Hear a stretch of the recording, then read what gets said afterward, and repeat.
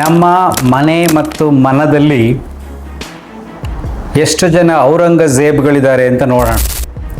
ನನಗೆ ಜೈಲಿಗೆ ಒಂದಷ್ಟು ವಿದ್ಯಾರ್ಥಿಗಳನ್ನು ಕಳಿಸು. ಎಷ್ಟೊಂದು ಜನ ಸಹಜಾನ್ಗಳಿದ್ದಾರೆ ಗೊತ್ತಾ?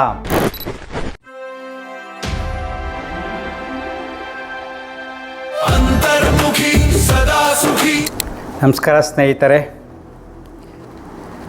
ಈ ದಿನದ ಸಂಚಿಕೆ ನಮ್ಮ ಮನೆ ಮತ್ತು ಮನದಲ್ಲಿ ಎಷ್ಟು ಜನ ಔರಂಗಜೇಬ್ಗಳಿದ್ದಾರೆ ಅಂತ ನೋಡೋಣ. ನಿಮಗೀಗಾಗಲೇ ಕತೆ ಗೊತ್ತಿರುತ್ತೆ. ಔರಂಗಜೇಬ್ ಏನು ಮಾಡ್ತಾನೆ, ಶಹಜಾನನನ್ನು ಜೈಲಲ್ಲಿಟ್ಟಿರ್ತಾನೆ. ರಾಜ್ಯಭಾರವನ್ನು ತಾನಾಡಬೇಕು ಅಂತ ದುರಾಸೆಯಿಂದ, ಕೃತಜ್ಞತೆ ಇಲ್ಲದೆ, ತಂದೆ ಎನ್ನುವ ಗೌರವವಿಲ್ಲದೆ ಅವನನ್ನು ಜೈಲಿಗೆ ಹಾಕಿ ಅವನು ರಾಜ್ಯಭಾರ ಮಾಡ್ತಾ ಇರ್ತಾನೆ. ಆಗ ಶಹಜಾನ್ ಏನು ಮಾಡ್ತಾನೆ, ಮಗನಿಗೊಂದು ಪತ್ರ ಬರೀತಾನೆ. ನನಗೆ ಜೈಲಿಗೆ ಒಂದಷ್ಟು ವಿದ್ಯಾರ್ಥಿಗಳನ್ನು ಕಳಿಸು, ಅವ್ರ ಜೊತೆ ನಾನು ಅವ್ರಿಗೆ ಪಾಠ ಮಾಡ್ತೀನಿ, ನನ್ನ ಮನಸ್ಸು ಹಗುರ ಆಗುತ್ತೆ ಅಂತ. ಆಗ ಇವನು ಔರಂಗಜೇಬ್ ಯೋಚನೆ ಮಾಡ್ತಾನೆ, ನೋಡು ಬುದ್ಧಿ ಎಲ್ಲಿ ಹೋಗುತ್ತೆ, ತನ್ನ ಆಳ್ವಿಕೆಯನ್ನು ಜೈಲಲ್ಲಿ ಇದ್ದರೂ ಕೂಡ ಮರೆಯೋಕ್ಕಾಗಲ್ಲ. ರಾಜ್ಯವನ್ನೆಲ್ಲ ಆಳ್ತಾ ಇದ್ದ, ಆದರೆ ಈಗ ಆ ಮಕ್ಕಳ ಮೇಲೆ ಕೂಡ ದರ್ಬಾರ್ ತೋರಿಸ್ಬೇಕು, ಬುದ್ಧಿ ಹೇಳಬೇಕು, ಪಾಠ ಹೇಳಬೇಕು ಅಂತ ಇಷ್ಟಪಡ್ತಾನೆ ಅಂತ ಅಂದ್ಕೊತಾನೆ. ಕೊನೆಗೆ ಒಂದಷ್ಟು ಜನ ವಿದ್ಯಾರ್ಥಿಗಳನ್ನು ಜೈಲಿನ ಕೋಣೆಗೆ ಕಳಿಸಿದಾಗ ಶಹಜಾನ್ ಅವ್ರ ಪಾಠ ಹೇಳಿಕೊಟ್ಟು ಸಂತೋಷವಾಗಿ ಕಾಲ ಕಳೀತಾನೆ. ಇದೊಂದು ಪುಟ್ಟ ಕಥೆಯಾದರೂ ನಮ್ಮ ಮನಸ್ಸಿನಲ್ಲಿ, ನಮ್ಮ ಮನೆಯಲ್ಲಿ ಎಷ್ಟೊಂದು ಜನ ಸಹಜಾನ್ಗಳಿದ್ದಾರೆ ಗೊತ್ತಾ? ನಮ್ಮ ತಂದೆ ತಾಯಿಯರು, ವೃದ್ಧರು, ವಯಸ್ಸಾಗಿರೋರು, ಅತ್ತೆ ಮಾವಂದರು ಮನೇಲಿರ್ತಾರೆ. ಮನೆಯಲ್ಲಿದ್ದಾಗ ಅವರು ಜೀವನದಲ್ಲಿ ಪಟ್ಟಿರ್ತಕ್ಕಂಥ ಕಷ್ಟಗಳನ್ನು ನೆನೆಸ್ಕೊಂಡು ಅದ್ರ ಬಗ್ಗೆ ಕಥೆ ಹೇಳೋಕ್ಕೆ ಪ್ರಯತ್ನ ಪಡ್ತಾರೆ, ಬುದ್ಧಿ ಹೇಳೋಕ್ಕೆ ಪ್ರಯತ್ನ ಪಡ್ತಾರೆ. ನೀವೇನಾದ್ರು ಒಂದು ವಿಚಾರವನ್ನು ಮಾತಾಡ್ತಾ ಇದ್ದರೆ ಮಧ್ಯೆ ಇಂಟರ್ಫಿಯರ್ ಆಗ್ತಾರೆ. ಅದೇನು ಕುತೂಹಲ ಬರುತ್ತೆ. ಯಾಕೆಂದರೆ ಅವರು ಜೀವನದಲ್ಲಿ ಪಟ್ಟಿರ್ತಕ್ಕಂಥ ಕಷ್ಟ ಮತ್ತು ಅನುಭವ ಮತ್ತು ಏನನ್ನಾದರೂ ತಿಳಿಸ್ಬೇಕು ಅಂತಕ್ಕಂಥ ಹಂಬಲ. ಆ ಏಜಲ್ಲಿ ಯಾರೂ ಕೂಡ ಅವ್ರ ಮಾತು ಬೆಲೆ ಕೊಡೋದಿಲ್ಲ. ಈಗಿನ ಕಾಲಘಟ್ಟದಲ್ಲಿ, ಹಿಂದಿನ ಕಾಲದಲ್ಲಿ ತುಂಬ ಬೆಲೆ ಕೊಡ್ತಾಯಿದ್ರು. ಆಗ ಅವ್ರ ಮನಸ್ಸಿಗೆ ತುಂಬ ನೋವಾಗುತ್ತೆ, ನನ್ನ ಮಾತು ಯಾರೂ ಕೇಳ್ತಾ ಇಲ್ವಲ್ಲ.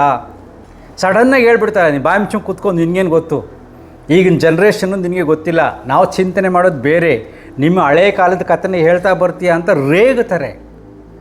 ಆಗ ಮನೆ ಸ್ವಲ್ಪ ಅವರೇನಾದರೂ ತುಂಬ ಏಜ್ ಆಗಿದ್ದು ಕಾಯಿಲೆ ಇದ್ರಂತೂ ಪಾಪ ಆ ಕಾಯಿಲೆಯಲ್ಲೇ ಹಾಸಿಗೆ ಮೇಲೆ ಮಲ್ಕೊಂಡು ಕೊರಗ್ತಾ ಇರ್ತಾರೆ. ಇದಕ್ಕೆ ಪರಿಹಾರ ಏನು? ಈಗ ಒಂದು ಸಿಂಪಲ್ ಸೊಲ್ಯೂಷನ್ಸ್ ಹೇಳ್ತೀನಿ. ನಿಮಗೆ ಅರ್ಥ ಆಗಬೇಕಾದ್ರೆ ತುಂಬ ಕಷ್ಟ ಆಗುತ್ತೆ. ಯಾಕೆಂದರೆ ಮೊದಲನೇದು ಕೃತಜ್ಞತಾ ಭಾವ. ಕೃತಜ್ಞಹೀನರಾಗಿದ್ದೀವಿ ನಾವು ತುಂಬ ಜನ. ಆ್ಯಕ್ಚುಲಿ ನೋಡಿ ಅವ್ರನ್ನ ಕರುಣೆ ಪಡಬೇಕು. ನಮಗೋಸ್ಕರ ಎಷ್ಟೊಂದು ಕಷ್ಟಪಟ್ಟಿದ್ದಾರೆ, ಸ್ವಲ್ಪ ಕೇಳಿಸ್ಕೊಳ್ಳೋಣ, ಆಯ್ತಪ್ಪ ನೋಡೋಣ, ಮಾಡ್ತೀವಿ, ನಿಮ್ಮ ಸಲಹೆ ಚೆನ್ನಾಗಿದೆ, ಸುಮ್ಮನೆ ಆದರೂ ಹೊಗಳ್ರಿ, ಸೂಪರ್ ಅಂತೇಳಿ ಒಂದು 4 ಗಂಟೆ ಕುಳಿತುಕೊಂಡು ಹರಟೆ ಹೊಡೀರಿ, ಅವ್ರ ಹಳೆ ಕಥೆಗಳನ್ನು ಕೇಳ್ರಿ. ಈ ಸರಳವಾದ ಸೊಲ್ಯೂಷನ್ಸು. ಆಗ ಅವ್ರ ಮನಸ್ಸಿಗೆ ತುಂಬ ಸಮಾಧಾನ ಆಗುತ್ತೆ. ಮಕ್ಕಳು ನಮ್ಮ ಜೊತೆಯಲ್ಲಿ ಇದ್ದಾರೆ ಅಂತಕ್ಕಂಥ ಭಾವ ಬರುತ್ತೆ.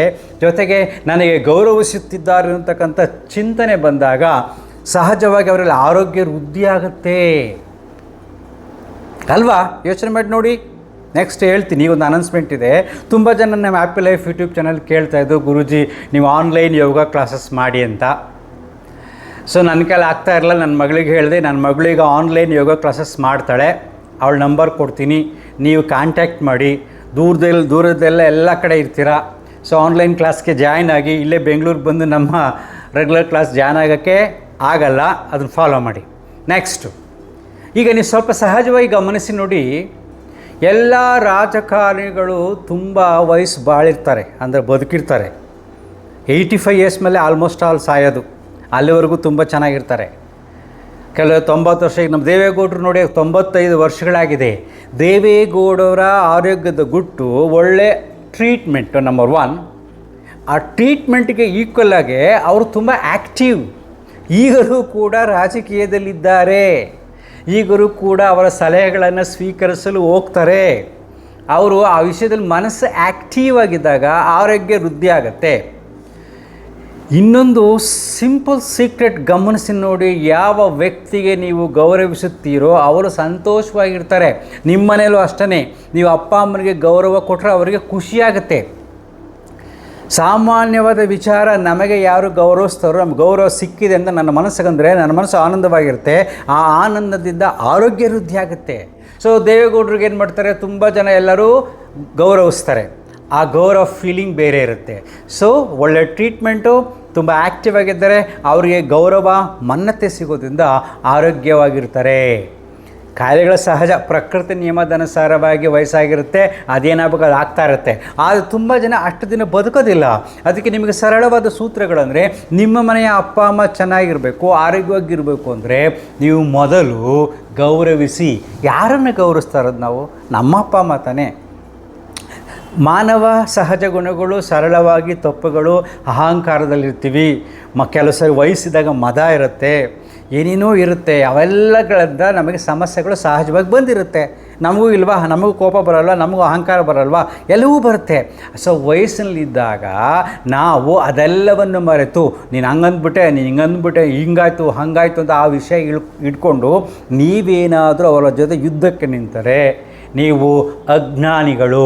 ಸೊ ಜ್ಞಾನವಂತ, ಎವಲ್ಯೂಷನ್ ಅಂತ ಏನಂತ ನಾವು ಕರಿತೀವೋ, ಜನ್ರೇಷನ್ ಗ್ಯಾಪ್ ಅಂತ ನಾವೇನು ಕರಿತೀವೋ, ನಾವು ತುಂಬ ಮುಂದುವರೆದಿರೋ ಜನಾಂಗ ಅನ್ಕೊತೀವೋ, ಮುಂದುವರೆದ ಜನಾಂಗದ ಗುಣ ಹೇಗಿರಬೇಕು ಅಂದರೆ ಶಾಂತತೆ ಇರಬೇಕು, ಎಲ್ಲವನ್ನು ಆಲಿಸುವ ಗುಣವಿರಬೇಕು, ಆ ಪರಿಸ್ಥಿತಿಯನ್ನು, ಆ ವ್ಯಕ್ತಿಗಳನ್ನು ಅರ್ಥ ಮಾಡ್ಕೊಳ್ತಕ್ಕಂಥ ಶಕ್ತಿ ಇರಬೇಕು. ಅದು ಜನ್ರೇಷನ್ ಅಂತ ಕರೆಯೋದು.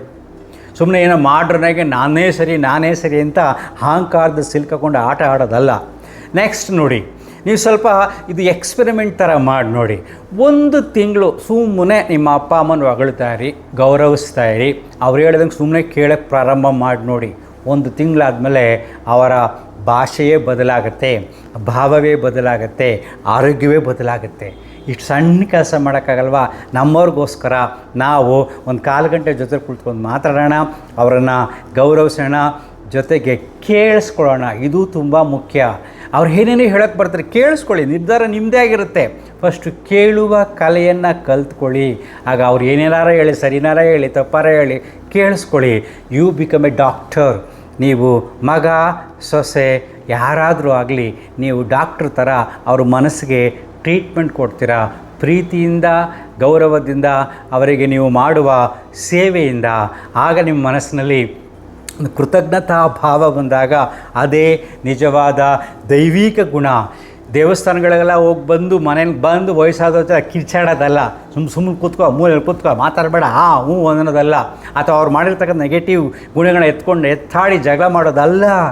ಸೊ ದೇವಸ್ಥಾನಕ್ಕೆ ಹೋಗಿ ಬಂದರೆ ಮನೆಯಲ್ಲಿ ಶಾಂತವಾಗಿ, ಇದು ಪ್ರಕೃತಿಯ ನಿಯಮ, ನಾನು ಒಂದಿನ ಹಾಗೆ ಇರ್ತೀನಿ ಅಂತ ಯೋಚನೆ ಮಾಡಿ ಅವರಿಗೆ ಪ್ರೀತಿಯಿಂದ ಒಂದು ಹಗ್ ಮಾಡಿ ಪ್ರಸಾದ ಕೊಡಬೇಕು.